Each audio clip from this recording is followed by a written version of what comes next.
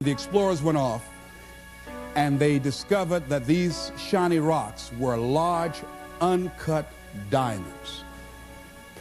The little boys did not have enough awareness to know what they had in their hands. And many of us are like that. Many of us have genius within us. We have ideas and we use it for the company. We put in long hours, 60, 70 hours a week for the company store. We'll break our backs for the company. But when it comes to us, when it comes to using our genius in our own behalf, taking a chance with our own creativeness, acting on our own dreams and ideas, somewhere along the line we get paralyzed. We find some reason not to do it. Oh, I did that. I'm not as good as they are. I don't have their education. I felt inferior because I never had a college education. So I felt inferior. I thought people with college education were the most intelligent people in the world. I felt inferior and intimidated by them. So I wouldn't want to speak before people that had more education than I did. Why? Come on, Les, you can do that. Oh, no, I can't. Les, you're a good speaker, man. You can just communicate with people, period. Well, I'm not, there's just some things I just don't know. And can I pass? Get somebody else. I got a friend, man. This guy has a master's degree. He's real good. Get him. But I'm not the one to come speak to that group. See, I didn't know what I had in my hands. And fortunately, I had somebody around me who saw what I had and was willing to work with me until I could see it too. See, that's what many times we have to have. Somebody could look beyond our faults and see our needs. And hold that vision until we are able to capture that vision ourselves.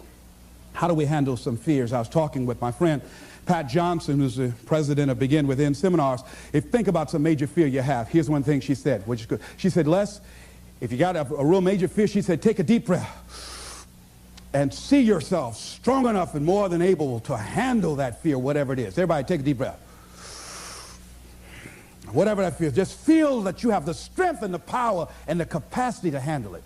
Another friend of mine named Ron Weiner, he says, when I'm confronted with a fear, I just practice the art of looking beyond the fear. I go behind it and see it already completed, see it already resolved. And then I carry myself accordingly as if it already is taken care of. That dispels the fear for me.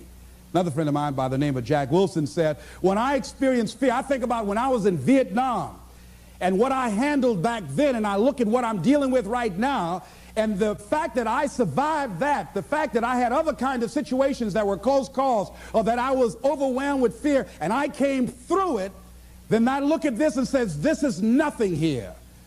And we've all had that experience, what Jack had. How many of you had some situations that you were in that you were overwhelmed with fear? You didn't know how you're going to come out, how you're going to survive, and you did. You survived and you didn't die. Raise your hand if you survive, all right? So what you got to do, whatever that was, whatever that state of consciousness, whatever that self-confidence that you had, however you stood up within yourself, here's what we know, you survived. Here's what we know, you're still here. You didn't die. Hello, you did not die. You didn't die. You hear that? You didn't die. You're here right now. You got it and you handled that fear. You kicked it out of there. All right? Remember that play Color Purple? I remember when Albert told the girl she couldn't go with Suge. He said, where you going? This girl been wanting all her life live her dream. But she was afraid. She felt incompetent and he had beaten her down and her self-esteem had eroded. He said, where you going? You can't talk. Suge can talk. You ugly. You dumb. Suge got class. You ain't got nothing. Where you going? You ain't going to make it. You're going to fail. She said, look here. I might be ugly. I might be dumb. I can't talk. She said, but I'm still here. I'm still here. And so as you begin to look at the fears in back of you, you came through those fears and you're still here. See, that's a testament about how powerful you are. And so whatever the volcano is, you have the capacity to take that volcano on, the capacity to jump in it and find your true identity. Here's another thing that keeps a lot of people from taking on the volcanoes and jumping into the challenges that they're confronted with. The fear of making mistakes or not feeling good enough. Guess what? You're going to make some mistakes. You're going to make a lot of mistakes. Guy said this, and it's true. He said, the person who has never made a mistake hasn't done anything. If you're going to make some mistakes, if you want to do something out here, you're going to fall flat on your face. You're going to be criticized when you come out into the arena called life. You're going to feel awkward and stupid and dumb sometimes. It goes with the territory. But it's okay. What's important is that you bring your stuff out here. Are you good enough? Prepare yourself. See, there's no substitute for competency. A positive attitude won't get it. Being enthusiastic won't get it. So you got to prepare yourself. You've got to develop yourself. You've got to practice. You've got to work. You've got to do your homework. You've got to do your research. See, a lot of people have a yes, I can attitude, but a no, I can't aptitude. And competency builds confidence. And confidence feeds into competency. See, the better you become, the more confident you feel. And the more confident you feel, the better you want to become. You realize that you have no ceiling. That you can better whatever you've done so far. You can go beyond that. You don't become cocky and arrogant, feeling that you've already arrived, as most people have. And that's why they've settled for less than what they rightly deserve in life. Because they feel they have arrived, and they say, well, I can rest now. I can rest on my laurels now. I've made it. No. As long as you're breathing, you've got some more work to do. There's something else for you to achieve. The publisher of USA Today said that unless you've made some major mistakes in life, you haven't started living yet. So a lot of people, if you've never made any major blunders, made some major mistakes, lost some serious money, taken some serious risk, you haven't started living yet. You don't call that living. Not rocking the boat, going through life quietly, tiptoeing safely to an early grave. No. You got to take some chances. You want to bring some adventure to your life. Repeat after me, please. I will develop myself. Sharpen my skills. I'm good. Better than good. And better than most. Shake somebody's hand on your right and left and say, keep getting better. Keep getting better. Keep getting better. Keep getting better. Here's something else. See, a lot of people, because they don't want to make any mistakes, it takes us to the next level. A lot of people don't want to fail. Fear of failure, fear of success, and guess what else? Fear of the unknown. I saw a guy last week, came up to visit me, haven't seen him for years. Bob Boyd from Columbus, Ohio. Bob Boyd introduced me to motivational tapes. Introduced me to a lot of motivational speakers and positive thinking, and a multi-level marketing company at that time called Bestline Products had an inspirational leader named Bill Bailey. Jim Rohn was in that as well. And so Bob Boyd, that folded.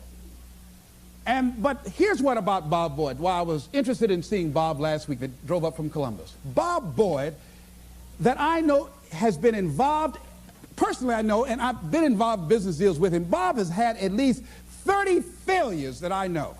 30 business failures since I've known him, since 1972. Incredible. So I wanted to hear this deal that Bob was bringing me. Les, I've got to talk to you.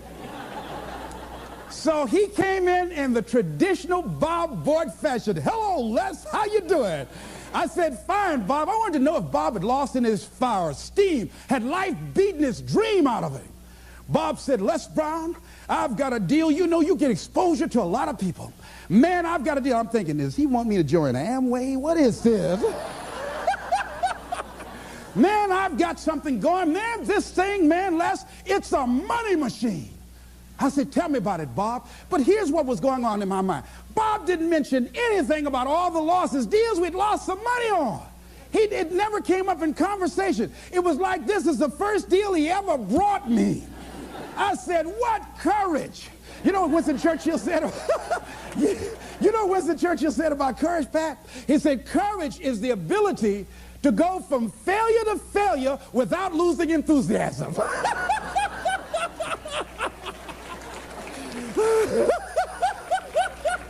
So you want to courageously hold on to your dream and not lose enthusiasm. See, Bob has not internalized failure. Things just didn't work out the way he wanted them to work out. He's still looking for his pot of gold at the end of the rainbow. And he was so fired up, traditional Bob Boyd fan. He took his coat off. Les, let me tell you something, man. You've got to see this deal. With the things you're doing, you're now on PBS. My God, Les, you'll make a fortune. Man, I just can't wait to tell you about it. I said, tell me, Bob, tell me. When he got to talking, I said, Bob, I want to be a part of it. He said, now explain to me what I just told you. I said, I don't know what it is, but I want to do it. I want to do it. I didn't even know. I felt like the lady that was with Joe. Joe decided he's going to jump in the volcano. Lady said, I'm going to go with you. He said, oh, you can't go. She said, oh, I want to go too. See, you get fired up about something. People will come to see you burn. They want to go too.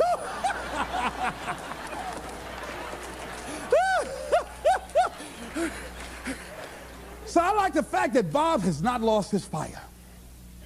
Bob is still hungry. Bob still sees his dream. Bob is still searching for a way to make it happen. He doesn't care about people talking about it. Man, he's never kept a job. Guy's had 15 or 20 different jobs, all these business deals. Bob has turned a deaf ear to that. You know that's what you got to do if you want to conquer your volcano? A guy in Los Angeles, all over the front page of the newspaper, he just passed the bar after taking it 48 times.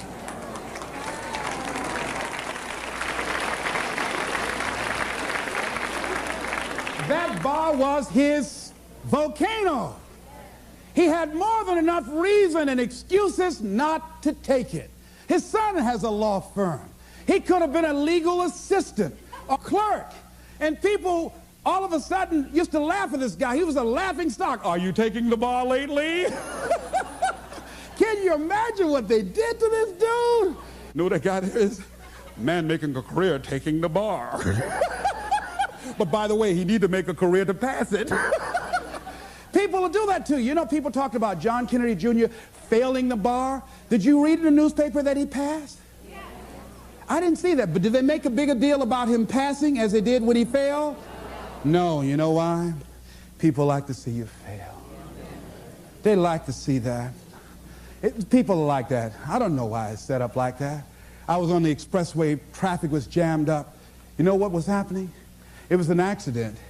But people pull over to the side to get out of their car to go look, to see somebody else's suffering. That's why talk shows are so popular. So people like to hear other people's misery, get it caught up in that. Then they go magnify it in their own lives because that's all they focus on. I better not catch you going to any accidents here. Bob Boyd went to conquer his volcano like that gentleman who decided it doesn't matter how many times I fail. I'm going to courageously pursue it. I don't care what people say. I don't care what they think. This is something that I want that gives my life meaning and value. You got a volcano like that in you somewhere. There's something. See, at some point in time, all of us have seen our destiny. I was 6 years old, a man by the name of Reverend Ed Graham, a Mount Zion Baptist Church in Miami. I was 6 years old right before Christmas. My mother was ill. We had no food in the house. And this tall, strapping man around 6'1" came to the door with a food basket in his hand. And he says, hello, is this the Brown family? My mother said, yes. I understand that you have 2 sons and a daughter and that you have no food. Yes, I'm from Mount Zion Baptist Church, and around Christmas time we pass out food baskets to needy families. Take the basket in behalf of the church and have a nice Christmas. And when he walked out, I said, oh boy, I'd like to be like that man. And I went to his church and I used to watch him speak, and tall and powerful and dynamic speaker, such eloquence. One of his favorite people was the poet Kipling, who wrote, if you can keep your head when all about you are losing theirs and blaming it on you. What eloquence he had. And I said, oh, I would hunch Wesley. I said, Wesley, I'd like to be like Reverend Graham. Boy, he's powerful. A friend of mine, Mildred Singleton, my former fiancée, she was with a school outing. But we're still good friends. She is y'all always dipping in my stuff, but anyhow. Somebody say, I'll take you, it's all right. But she was on a school outing, and they took her to a hospital, and she was in the operating room watching from a distance. And she saw someone working or doing eye surgery, and she says, that's what I want to do. She's just a teenager, and today she's an ophthalmologist. All of us have seen our destiny at some point in time, and we decided not to listen. We decided to ignore it and say, no, that's not for me. Life came in and slapped us side the head, and we stopped dreaming anymore. Bigger Thomas said, the impulse to dream has been slowly beaten out of me through the experience of life. And that's what causes many of us to give up on our volcano.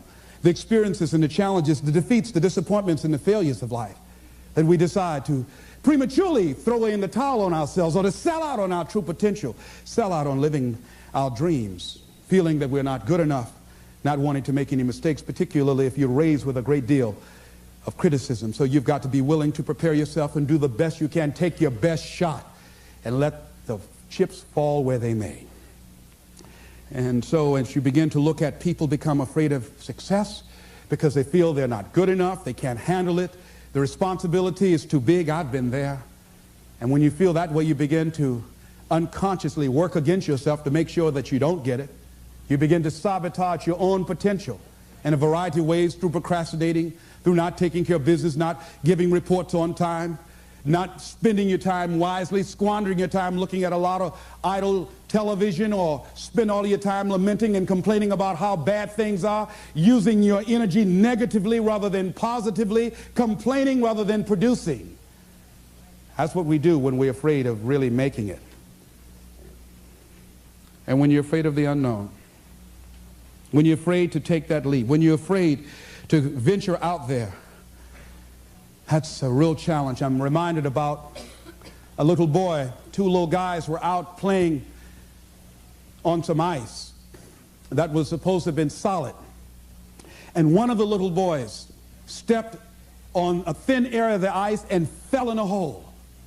And as he began to start thrashing in the water, he began to move with the undercurrent to other areas of the ice, and his friend was there trying to help him, beating, hitting the ice, trying to save his friend. And he panicked, and he looked just a short distance away, and there was a tree, and he went and he ripped a branch off, and he came back trying to get his buddy out, and he just took the best he could and started scraping around the ice to make a circle. And when he did, he started beating on it and beating on it, and there all of a sudden the ice began to crumble, and he was able to pull his friend out to safety. When the paramedics finally got there, they saw what had happened, how thick the ice was. He saved the little boy's life, but what baffled them, they looked at the branch, and they looked at this little scrawny guy and said, how did he do this? It's impossible. They just went beating around the ice to see how thick it was, hearing the thumping sound. Said, how did he do that? I mean, it was a miracle that he was able to just take that branch and go around, make a circle, and beat the ice and pull him through. He's just too small. It's just impossible. And an old man standing around, hearing the conversation, stepped forward and said, I can tell you how he did it. He didn't have anybody here to tell him he couldn't do it.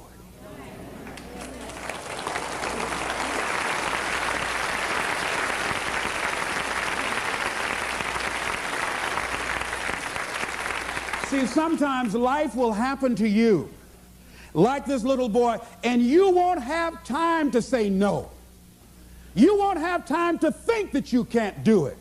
The only time you will have is to act, to take the leap of faith and believe that everything is going to be all right. Take that leap of faith, trust yourself, and know within yourself that everything's going to be all right. But aren't there some guarantees you can give us, Les? Yes. What is that? You're going to die. Excuse me? You're going to die. In case you didn't understand that, you can't get out of life alive. So I'm saying to you, you got 6 months to live. Live your life now. Live your dreams now. Start acting like this is your last day on the planet. See, if we decide that we don't need a pronouncement from some physician to say we have 6 months to a year to live, in order to really begin to appreciate the beauty of life, in order to really to make some hard decisions in life. See, we have the power in our hands. Like those little boys, we have that kind of power, that kind of genius, that kind of fortune, that kind of wealth, that kind of happiness, that kind of sense of fulfillment in our hands. We have that. We have that. It's in our hands. It's on us. And nobody can make that decision for us. We can give it away. We can give it to the company store for $400 or $500 a week. Or we can exchange it for how people think about us, how they feel about us, and go through life and resign ourselves to be miserable as we go to our graves, looking good for everybody else, except to ourselves. Or we can decide, hey, wait, this is the only life that I have. And that is my volcano. And I'm going to take the leap of faith. I'm going to jump in it. And I'm going to handle it because I know the universe will never give me anything I don't have the capacity to handle. See, I say to you that you've got the power within you to handle any kind of volcano in your life, regardless of how it shows up, regardless of any kind of challenge that you might have in your life. I say to you, you got that in you right now. Where will it come from? Don't worry. If you trust yourself, it will come to you at the right time in which you need it. If you believe and don't doubt, if everything in you, there's something about life, I believe, that when a person resolves within themselves that this is how I give my life, this is how I'm forwarding myself into the universe. Dr. Johnny Youngblood out of New York, he said, I must live what's in me. This is why I've got to do this, Les. I must live what's in me. And all of us have something in us that we must live. And if we don't know what it is right now, we must create it or we must find it. All of us have this, whatever this something is that gives our life that meaning, that value, and that power, and that happiness. That happiness that a lot of people just wouldn't understand why you got to do it and why you got to take that mountain on. Don't you know there be people who've decided that what they're doing is who they are. They've been acting this way for so long, they think their act is who they are. They've been evading themselves so long and tell that mediocrity is natural to them. They won't understand you. They won't understand why you've got to go and do what you got to do. Why you might have to change cities or you got to get another job. Why? What's wrong? This job is paying good. It's not to pay. It's not always the money. Yes, I need money, but I need something else other than money. I need some peace of mind. I need some fulfillment within me. It's not giving me what I want. No. Well, what is it? I don't know. Why you got to go? Why you going now? I don't want to live this anymore. I'm out of here. Why? I don't expect you to understand. He who knows no explanation is necessary, and he who does not know, no explanation will suffice. I just got to go and jump in the volcano. Excuse me.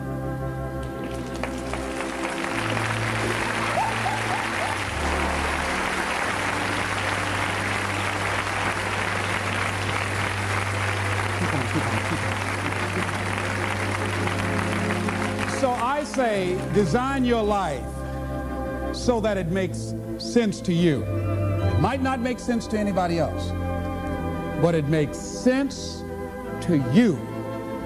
That's what's important. It makes you happy. It gives you that sense of joy. It brings back alive the little boy or the little girl in you. It helps you to have some special joy that other folk just won't understand. Go get your volcano. This is Mrs. Mamie Brown's baby boy, Leslie Calvin Brown, saying it's been a plum pleasing pleasure as well as a privilege. Thank y'all again.